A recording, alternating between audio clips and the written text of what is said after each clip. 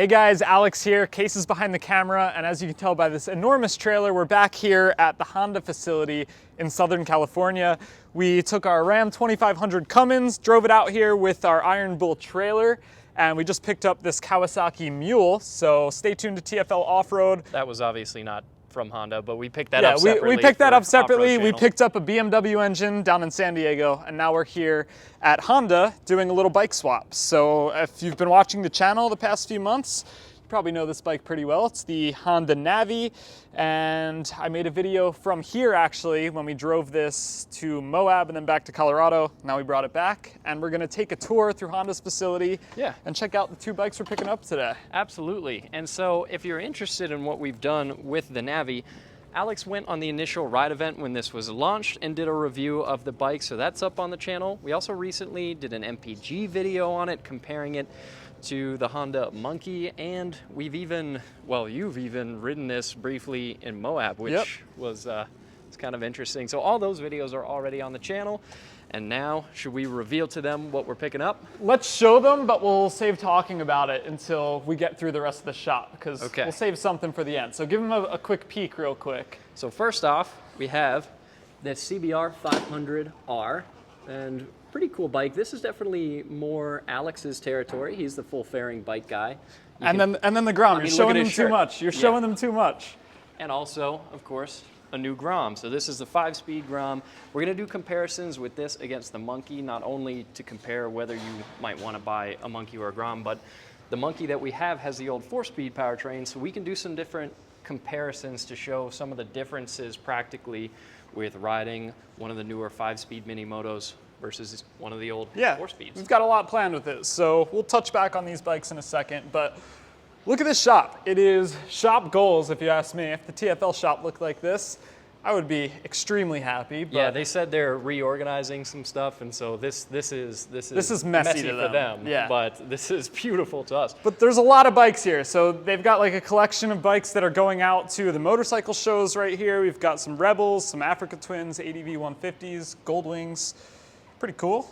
And should we actually show them the special things in the office? Let's show them the cool things in the office, because we have bikes parked in our office, but they're not this cool. They're nothing like this. So imagine if you were as lucky as these guys and you got to have your desks next to some pretty cool old school race bikes. So there's this RC30 and an RC45. These were homologation race bikes in the day.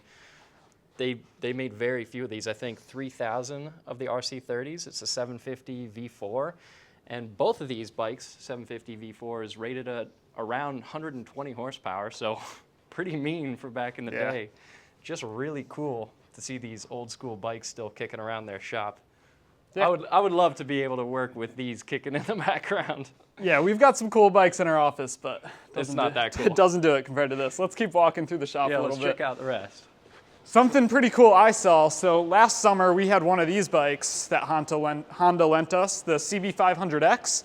And not only is the color scheme really cool for this year, they also added another brake disc up front. So I remember riding this bike and thinking, you know, the brakes are all right, but they could use a little more. Now you've got dual discs up front, so that's pretty cool. And like you were saying, this color scheme, it's awesome. Green with the gold forks. Yeah, and they're almost bronze in color. They're not really gold. Yeah, I also like these accents on the bodywork that are sort of a sand desert kind of color, which matches the gold pretty nicely. These are really good looking bikes. Yeah, so we've got a bunch of videos on this bike over on the channel. I did a skills challenge course with it. We did a road trip up to Mount Rushmore with it. I think we did like a full review. We did a bunch of videos with this bike. So now it's just even better than it was.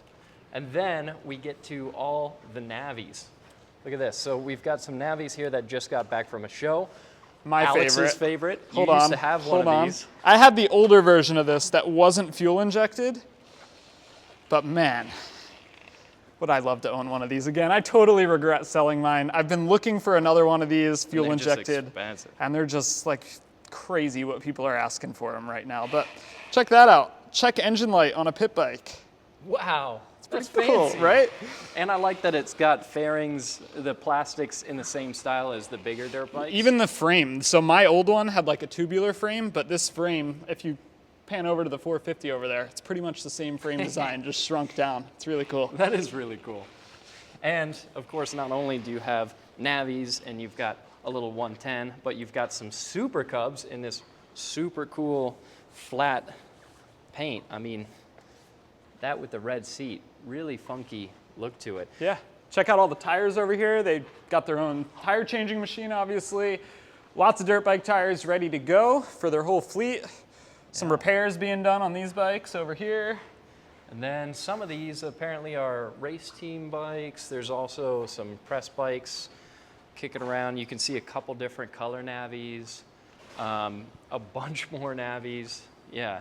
What's your favorite color of the Navi? We had the red You know, one. These are the other three.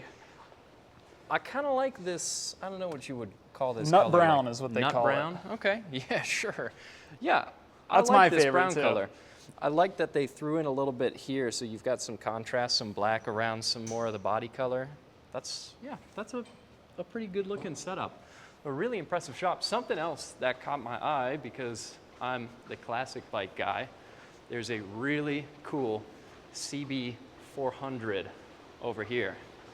Now, these are such classic bikes, and actually you can pick up an old CB 350 or a CB 400 for not that much money. I mean, if you find one, it's not going to be this clean, or if it is, you're probably going to have to pay a pretty penny for it. But just amazing to see such a nice CB. I love CBs, and they're kind of a dime a dozen, so a lot of them have been mistreated. So seeing one that's in this good shape, It's clean. yeah, that's really cool. Yeah, we've got some more wrenching going on over here. It looks like a full teardown on a 450. That looks intense. Yeah, what an amazing shop, man. I would kill to have something like this for Just myself. to have this much space to park Seriously. would be killer. Dedicated and to the bikes, too. workbenches, and I don't know. This is a cool setup. I'm very envious. Should we wrap it up with the bikes that we're taking home? Let's go show them what we're looking at here. All right. So we've got some big plans for what we want to do with these two. Like I mentioned, there's a lot of videos that we can do with Tommy's Monkey compared to this Grom. Alex wants to take it to IMI, rip it around I the want to track. take both of these bikes to IMI. Yeah. I would love to. I think that makes sense. Yeah, like you said, cool. do this versus Tommy's Monkey. We could compare this to my Monkey even.